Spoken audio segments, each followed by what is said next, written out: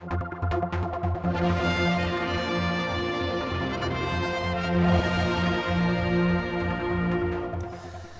after a pretty brutal couple of weeks, we have finally forced the release of freedom of information requests. And remember, until the Chief Minister suddenly announced during our debate on the radio last Sunday that the three different independent silos of government had all decided to finally release the FOI information remarkably the next few days. So I can now tell the story that the Isle of Man government seems to have fought tooth and nail and spent public money on to try and bury. The government presents their attacks on me in the past 2 weeks as morally justified because, as the Chief Minister claimed, I had recklessly broadcast that 3 top civil servants had conspired to tone down clinical advice to Komen, concocted their own evidence, concocted medical evidence, had liability to corporate manslaughter and also caused unnecessary deaths. First, these statements are a mischaracterisation of my broadcasts and also the investigation. And second, the Callum Wilde slap defamation letter claimed my email to the Clerk of Tynwald and the one video was defamatory in the most general of terms. As I've made perfectly clear to the Clerk of Tynwald, I was using the FOIs for my investigation. Research came from the tribunal judgments, observations from attending open court, and also DHA's limited FOI confirmation that it held versions of Dr. Ranson's presentation. And of course, I, at the same time, had multiple sources telling me I was in the right areas on this investigation. Although Dr. Ranson was awarded $3.2 million, the public actually don't know why Dr. Ranson's dire warnings of impending clinical emergency seemed to fail to reach Komen around the 13th to the 16th of March 2020. The tribunal found that her advice had got held up or being passed over to civil servants for about 10 to 12 critical days, during which the virus arrived on our shores, and the evidence Dr. Ranson gave to the Public Accounts Committee and recently also repeated to the British Medical Association is that unnecessary lives were lost as a result of the delay to closing our borders. The gross misconduct by DHSC, aided and abetted by the AG Chamber's lawyers, mass exodus of the early retirements in the civil service, 2 pointless failed appeals, advice from the Chief Minister consulting with the Deputy Chief Minister with counsel from a conflicted AG's chamber, all this made no sense, even by their own standards. So I can now report the story that they didn't want to be told. And after telling the story, I intend to do a second piece about the suppression of the free press by government. For transparency, I also intend to publish the Callum Wilde slap letter paid for by DHSC using public money. Also my response letter denying any defamation and the letter Alf Cannon sent to all Tynwald members defaming me with false accusations in full. I've nothing to hide or be ashamed of. Dr. Ranson made increasingly stern clinical warnings in the lead up to her Komen presentation sent to Dan Davis and Catherine Magson late Sunday, Monday the 15th, 16th of March 2020. Dr. Ranson's clinical advice was not a lone voice. It carried with it the unanimous consensus from the top 10 doctors on the Isle of Man. The tribunal decided that Dr. Ranson's clinical presentation never made it to Komen. Dr. Ranson advised that we should not follow Public Health England and held a narrow window of opportunity to flatten the curve to protect the hospital by closing our borders as soon as possible. She warned only having 8 available ITU beds when an estimated 5% of all infected patients would need them, and ventilation for 2 weeks in ITU. Her presentation explained the RO reproduction number meant each patient with the virus would infect another 2.5 people in 12-day cycles. Based on 4 index cases, our health service would exceed 200 COVID infections with 10 patients in ITU. Thus, the health service being overwhelmed between 5 and 6 weeks. We now know that Will Greenhow on Thursday the 12th of March 2020 recommended, without consulting any DHSC medics, to all Komen members that we follow Public Health England's move to delay. And this was announced the following morning. Dr. Ranson advised this was a grave misjudgment and wrote, "The tipping of the balance to delay means that we have an impending major clinical emergency that could overwhelm our health and social care services." As if to emphasise, some of her words were written in red. Delay also meant switching off community testing, so COVID tests were for hospital patients only at that time. This meant flying blind to whether and to what extent COVID had arrived in our community, at which point it would be too late therefore to contain. Community testing was something so vital that Dr. Ranson took it upon herself to switch testing back on over that weekend ahead of the COVID meeting that was taking place on Monday. Friday the 13th, March 2020, reveals that Dr. Ranson presented her concerns to various meetings, including to Dan Davis. He asked for that Friday presentation to be emailed to him, which he then forwarded on to Will Greenhalgh. And a DHSC meeting, Dr. Ranson suggested taking action now regarding border controls, ceasing social gatherings and progressing isolation. Noted that political okay would be needed for this though, as it was not a decision that the department could make alone. At 15:35 that day, Dr. Ranson emailed her Friday presentation to David Ashford, their Minister for DHSC, with the words, "We have a window of opportunity at the moment, and the message needs to be that we should grasp that opportunity and learn from the errors of other countries. I'm happy to talk it through because we are keen that you understand the critical message it conveys, given our limited ITU beds and the duration required to ventilate each patient. It is likely that we will quickly reach a situation where we're choosing who should be ventilated." We now have copious emails over the weekend between the gatekeepers which prove they fully understood Dr. Ranson's message. Remember, these emails were released 2 months after DHA, whose CEO is Dan Davis, he had said that under the FOI conditions, which mean they must fully check their files, but came back saying that the DHA held no information about these communications. What on earth was going on behind the scenes? It'd be interesting to know. So the emails that were finally dragged out into the open are a stream of chatter between the island's top 5 civil servants over that weekend. Not only do they lack professionalism, they display shocking casual contempt for their political masters. And this was not just a toned down email I had previously been reporting on. That one, of course, said it hopefully helps them to get in the space where they understand the reasoning behind why we are proposing additional measures which are deviating from Public Health England's advice. We will try and keep it at a high level so that they don't get into the weeds. From Dan Davies' email 15th of March, Catherine, I've taken some of Rosalind's slides to help illustrate the point, but hopefully toned down. Keep it simple and short and don't let them wander off topic. I think there's too much detail in the presentation for comment.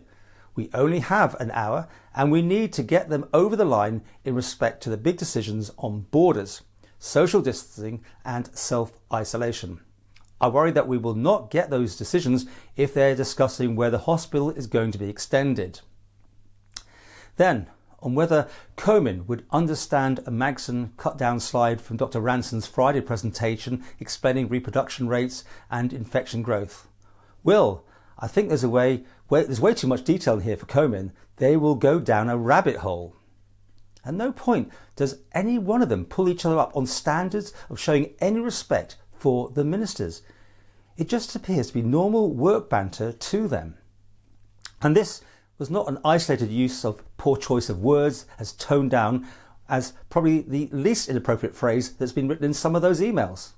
For balance, by the way, DHA has now tried to set the context for the FOI information as follows. There's been some speculation about the use of the words toned down in the email from the CEO DHA to other officers. On reviewing the email in the context of other emails, this appears simply to have been a poor choice of words. Almost all the original information in Dr. Ranson's presentation in terms of the potential impact faced and the nature of mitigation that could be considered was included in the final presentation to Komen. Some information was not included, simply to give a clear focus to the policy decisions sought by officers from the Council of Ministers at the end of that meeting.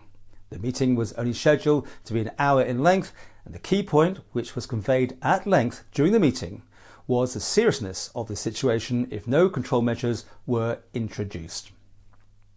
Officers represented repeatedly noted that this was the clinical view. Well, this commentary shows just how terrible DHA realises these emails look, a poor choice of words all round. But they didn't get the message over, did they? But Manx Radio helped them, leading with the almost all information, making it what you want. but a complete 180 degrees away from what I would have written that story up as. What is abundantly clear from the emails and various draft presentations is the 5 cobbled together a Komen presentation containing cut and paste slides from Dr. Ranson's Friday presentation. DHA explained that almost all the original information on Dr. Ranson's presentation in terms of the potential impact faced and the nature of mitigation that could be considered was included in the final presentation to Komen. So rather than go down the rabbit hole, what almost all actually means, this is an admission that information was cut out. Ministers did not receive the full benefit of Dr. Ranson's advice on Monday, the 16th of March 2020. We know that Dr. Ranson had updated her Friday presentation over the weekend into a Komen presentation. Dr. Ranson sent the Komen presentation to Dan Davis and Catherine Magson late on Sunday night. The tribunal found Dr. Ranson's Komen presentation was never delivered to its target audience.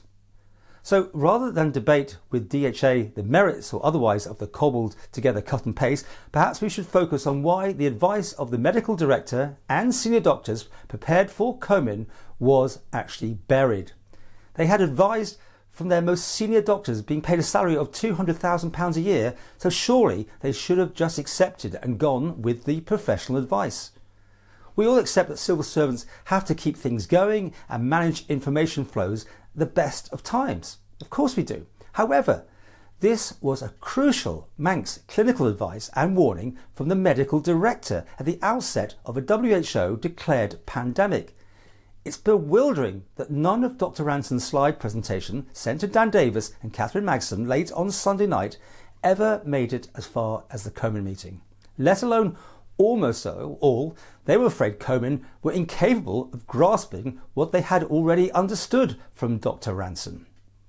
With a global pandemic threatening to overwhelm our healthcare system, the gatekeepers were presenting to Komen the cost of hotel rooms at £30 to £35 and the impact of cancelling versus postponing TT 2020. Whilst the medical director's advice was tossed to one side, the chasm between Dr. Ranson and the gatekeeper's Komen presentation can be seen in their respective action points. Here are some of what Dr. Ranson had recommended to be happen. So obviously border controls be put into place for essential travel. All those coming from the UK should be self-isolating. Those with symptoms will need to be tested. Cancel all large events and gatherings. In there was TT, beer festivals and so on. Reduce the speed limits across the Isle of Man to 30 miles an hour. Stop motorbikes from coming into the Isle of Man. Also look at closing camping grounds and only undertake essential travel for medical care. Prevent or minimise visits to nursing homes and the like. Close bars and restaurants on the island. Also, potentially look at closing GP waiting rooms and self-isolation for people arriving on the island. Close schools. Stop hospital visits to see patients. And there's even more. That was how she laid it out. However, the gatekeepers' action points delivered to the Komen meeting on that Monday were, for instance, without isolation and significant civil measures, the spread of infection will become exponential in growth. How do we flatten the curve? Question on that one. Then we've got points which say civil measures, communication strategy, progress social distancing and mandated isolation for all inbound visitors and border controls. Cease social gatherings. I actually don't understand even what civil measures exactly means, but anyway, the GHSE Minister, Mr Ashford, had received Dr Ranson's Friday presentation. And according to Komen minutes, Minister Ashford actually argued for the closure of the borders, but seems to have been overruled. If Minister Ashford had been persuaded by Dr Ranson on Friday, how might the events changed had Dr Ranson's Komen presentation been delivered by Catherine Magson or the other 4 gatekeepers to the whole of Komen? After all, if Dr Ranson had persuaded Minister Ashford to radically move away from Public Health England with border closures, it's probably reasonable to think that other ministers would also have accepted the advice. However, Dr Ranson's Komen presentation was never delivered to them. The individuals who can explain are those who sought to stifle and kill this story by all means possible. They also have influence over the Ranson litigation from behind the curtain. Remember, Will Greenhow refused to attend the tribunal to give evidence? Not maybe exactly the action of Alf Cannon's diligent, committed and hard-working civil servants with nothing to hide. Right, unlawful act manslaughter. Let's clear this one up now. This has caused quite a hullabaloo. I can see why. Civil servants, though, have a duty under paragraph 4.13 of the Government Code to make available to the Minister all the information and experience at his or her disposal which may have a bearing on the policy decisions to which the Minister is committed or which he is prepared to make, and to give to the Minister honest and impartial advice.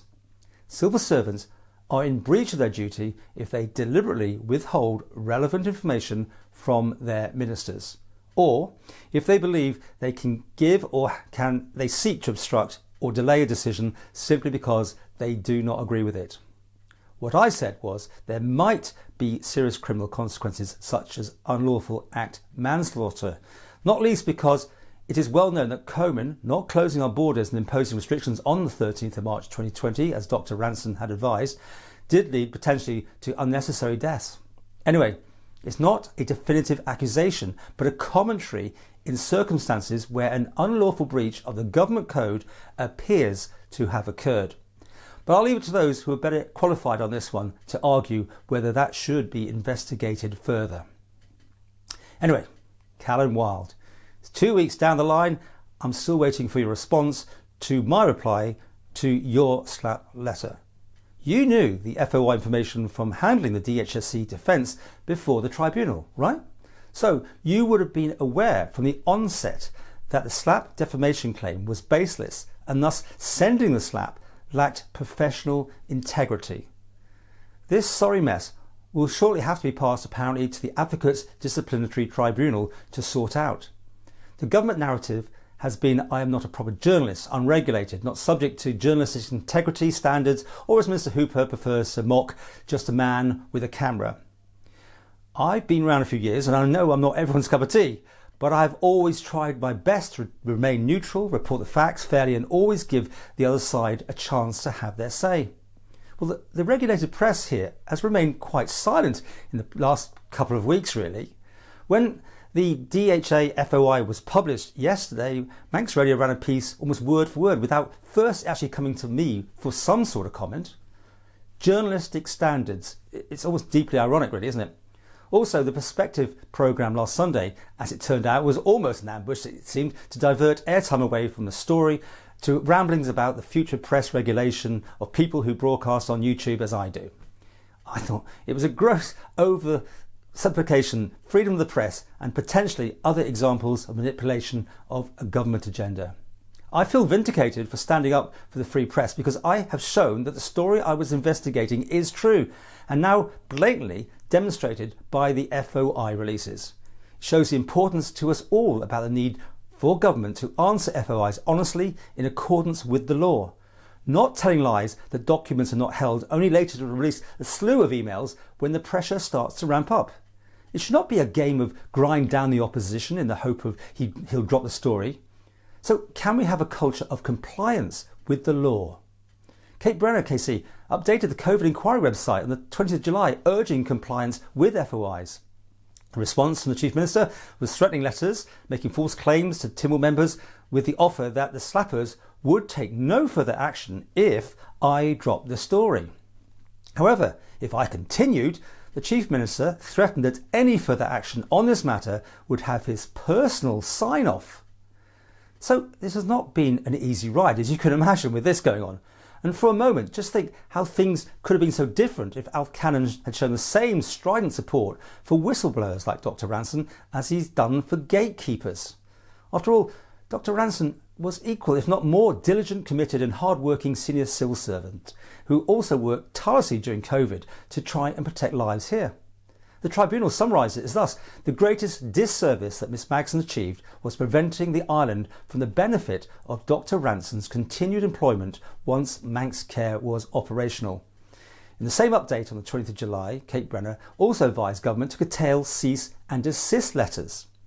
Now, that seems to have fallen on deaf ears in Mr. Cannon's office, as the cease and desist letter came to me just a few days later.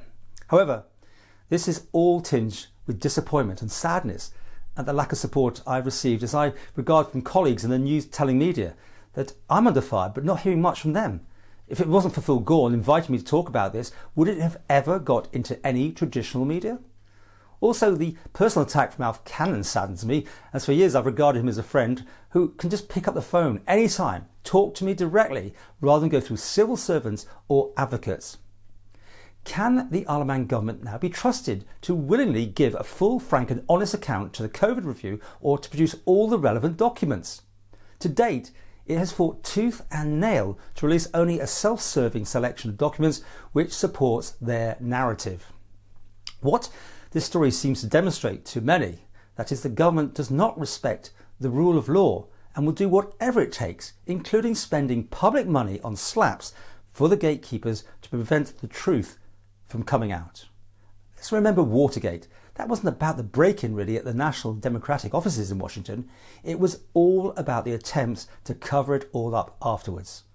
So how can Kate Brenner be confident that the government sponsor, Corporate Randall, paying her $1.4 million, has surrendered all incriminating evidence when so many barriers have been put in the way of my FOIs? Attempting a false slap defamation claim. How many think that Kate Brenner now should recommend turning this COVID review into a public inquiry so we can all get to the truth, because that is the absolute minimum the bereaved families deserve from this. And in the absence of a public inquiry, the handling of Abbotswood and the deaths in lockdown 2 in the year 2020 are probably next on the menu to be looked at. Okay, it's been a long one, but thank you all for watching if you got this far. And thanks to the tweets, the support, the YouTube subscribers keep going up, and the people that keep stopping me in the street. My heartfelt thanks to you. There were dark moments, I tell you, in the last few weeks when the government machine started to ramp up and to shut me down. So I'm grateful to anyone who has helped me through this isolation and loneliness created by the government pressure. And my thanks go to my legal team, for without their advice, I could never have taken this so far. I leave you with this, just one sentence. It's not all over yet.